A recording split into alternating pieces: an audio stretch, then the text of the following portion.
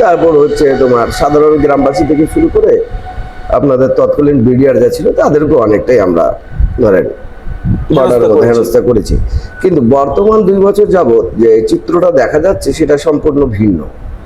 ভিন্ন চিত্রটা যেমন ধরেন আমরা আমাদেরকে যেহেতু বাংলাদেশ রয়্যাল বেঙ্গল টাইগার নামে পরিচিত, ক্রিকেটে বলেন যেখানে বলেন না কেন, এখন ওই টাইগারটা তারা আসলে বর্ডারে দেখাই দিয়ে যাচ্ছে যে আসলে আমরা টাইগার, আমরা পারি। জি, যেমন গত 2 বছরের মধ্যে বেশ কিছু ঘটনা ঘটেছে। বিএসএফ এর আপনার হচ্ছে বুকের মধ্যে পাড়া দিয়ে ব্রিগেড দাঁড়িয়ে আছে, তো এগুলো হচ্ছে মানে কল্পনাও করা যাইতো না হয়তো বা বাংলাদেশে এই ধরনের আমরা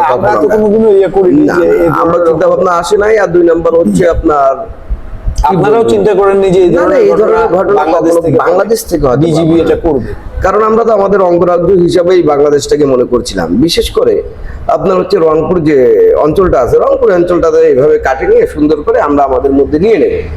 কিন্তু এখন তো রংপুর অঞ্চল তো দূরের কথা, এখন দেখা যাচ্ছে যে হচ্ছে আপনার পুশিনে করা যাচ্ছে না, কোনো কিছু পুশিন করা যাচ্ছে না। এটাতে পুশিন করার ক্ষেত্রে কালকে যে ঘটনাটি দেখেছি সেটা আরো হচ্ছে মাথাটা নষ্ট করে দিয়েছে। সেটা তারা পুশিন করতে যেই আমাদের আপনাদের বাংলাদেশ বর্ডারে ঢুকছে সেই সময় কিছু আতশবাজি ফুটানো হলো। তো আমাদের যে বিএসএফ জওয়ানরা আছে তারা মনে করছে যে বম টম মারা হচ্ছে, এই ভয়ে তারা ওখান থেকে পালিয়ে এসেছে। তো সেই হিসাবে আসলে আমরা জানি যে বাংলাদেশের বিডিআর বা বাংলাদেশের আর্মি যারা আছে তারা শক্তির দিক থেকে বা আপনার সাহসের দিক থেকে আমাদের থেকে অনেক এগিয়ে আছে। কিন্তু যাই হোক, আমরা বন্ধু হিসাবে আপনাদেরকে সবসময় শ্রদ্ধা করি।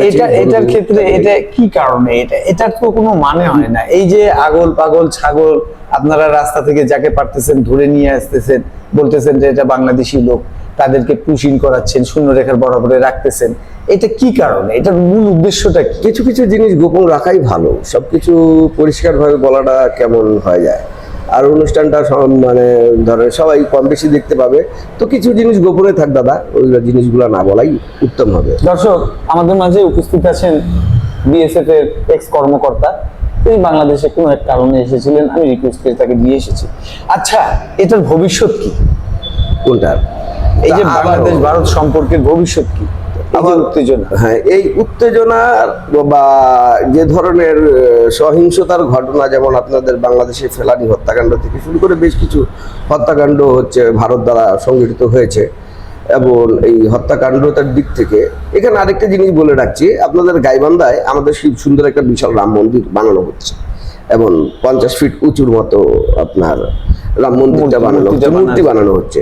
তো যাই হোক, এদিক থেকে যদি আপনি মনে করেন যে আমরা এদিক থেকে একদিক থেকে পিছনে সরে গেছি, কিন্তু অন্য দিক থেকে আমরা ঠিকই কিন্তু অগ্রসর হচ্ছি। আমাদের যে কাজ আছে সেই কাজটি কিন্তু কখনো বন্ধ নেই, কাজটা চলমান আছে। মানে আপনারা আপনাদের প্ল্যান অনুযায়ী ঠিকই আমরা ধরেন বাংলাদেশ আমাদের ঘনিষ্ঠ বন্ধু, আর ঘনিষ্ঠ বন্ধুকে কিভাবে রাখতে হয় একটা বন্ধু ভালো করে জানে। যদি আপনার কোনো বন্ধু থাকতো তবে আপনি হয়তো বা জানতেন। আর আমার মানে জানা মতো হয়তো বা দাদা আপনার কোনো ফ্রেন্ড হবেই, হয়তো বা আপনি ঘনিষ্ঠ বন্ধুটাই আপনার আছে, আপনি তো তার জন্য কোনো কিছু প্রয়োজন পড়লো, টাকা পয়সা অথবা শারীরিক আপনার কোনো প্রয়োজন পড়লো তার, বা কেউ হাসপাতালে আছে অথবা কোনো জায়গায় সে বিপদে পড়ে গেল, তখন রাত 2টা বা 3টার দিকে যদি ফোন দেয় তো একবারে আপনি কিন্তু রিসিভ করবেন এবং বলবেন যে তুমি চলে আসো, তুমি চলে আসো, বা আমি অমুক জায়গায় বিপদে আছি বলে তুমি ওখানে থাকো, আমি এখনই আসছি। তাহলে এটা কি এরকম না যে আপনারা যে কাজটা এখন করতেছেন সেটা ভবিষ্যতে পিঠ পিছে ছুরি মারবেন বন্ধুই? না, এটা তো আমাদের পুরনো অভ্যাস, এটা তো আজকে নতুন না, এটা তো পুরনো অভ্যাস আমাদের, এটা পুরনো অভ্যাস। আসলে আমরা কি এটা আসলে অনেকে জানতে পারে না। আর সবচেয়ে বড় কথা কি, আমরা 100টার মধ্যে 90টা বা 80টাই মিথ্যা কথা বলি। দর্শক, আর বেঈমান ভর্তি ভাই আমাদের এখানে, ছল চাতুরই বেশি, চতুর শিয়ালের মতো সবাই চতুর। আপনি যতদিন সার্ভিসে ছিলেন আপনি কি এরকম হত্যাকাণ্ড? না, আমি কখনো হত্যাকাণ্ড করি নাই, আর আমার যে টিম ছিল সেই টিম দ্বারাও কোনো হত্যাকাণ্ড ঘটনা ঘটায়নি। কারণ হচ্ছে কি, যে আপনি মানুষ আমি মানুষ, ধরেন আপনিও বাংলাভাষী আমিও বাংলাভাষী, আমি কি কারণে আপনাকে অযথায় পেরেশানিতে রাখি? অথবা এটার জন্য আপনার সরকারের কোনো চাপ আপনার উপর পড়ে? এই 18 বছরের মধ্যে চাকরিটা চলে গেছে, এইটাই, আর কিছু না। চাকরি চলে গেছে? হ্যাঁ, আপনি কথা শুনেননি? না, হ্যাঁ, চাকরি চলে গেছে। দর্শক, আসলে মানবতা কোথায়? পৃথিবীর এক প্রান্ত থেকে আরেক প্রান্তে যান, আপনি কোথাও মানবতা খুঁজে পাবেন না।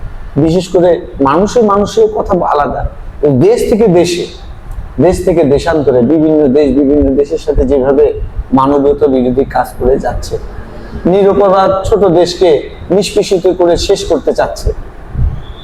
এখন সময় আসছে রুখে দাঁড়ানো, হোক না সে বড়, কিন্তু বলিষ্ঠ কণ্ঠে আওয়াজ তুলতে হবে। যতটুকু শক্তি আছে ততটুকু শক্তি দিয়ে ধাক্কা মারতে হবে। তুমি আমার চোখের সামনে থেকে সরে যাও, আমাকে স্বাধীনভাবে আমার কাজ করতে দাও, আমাকে আমাকে আমার পরিবার পরিজন, আমার আত্মীয় স্বজন এদেরকে নিয়ে সুখে শান্তিতে নীরবে থাকতে দাও। আল্লাহ হাফেজ। আপনাকে ধন্যবাদ দাদা। জি দাদা, আমি একটি গান বলে শেষ করে দিই। আপনাদের যদি বাংলাদেশের লোক যদি বুঝতে অবশ্যই। পারে তবে আমরা আসলে কত কষ্টে আছি, তাহলে বলুন প্লিজ। অল্প দেখে বলি। তাহলে গানটা হচ্ছে ঠিক এরকম: বোঝো না তোমায় আমি কত ভালোবাসি গো, মন ভরে যায় দেখে তোমার ওই হাসি গো। বোঝো না তোমায় আমি কত ভালোবাসি গো, মন ভরে যায় দেখে তোমার ওই হাসি গো। যত দেখি স্বাদ মেটে না, বারে বারে তাই ছুটে আসি গো।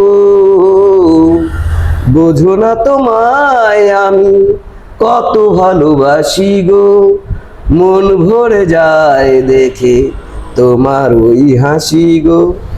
দর্শক, কত ভালোবাসি গো, ভালোবাসার পরে ইনারাই গলায় দেয় ফাঁসি গো। আল্লাহ হাফেজ। আল্লাহ হাফেজ।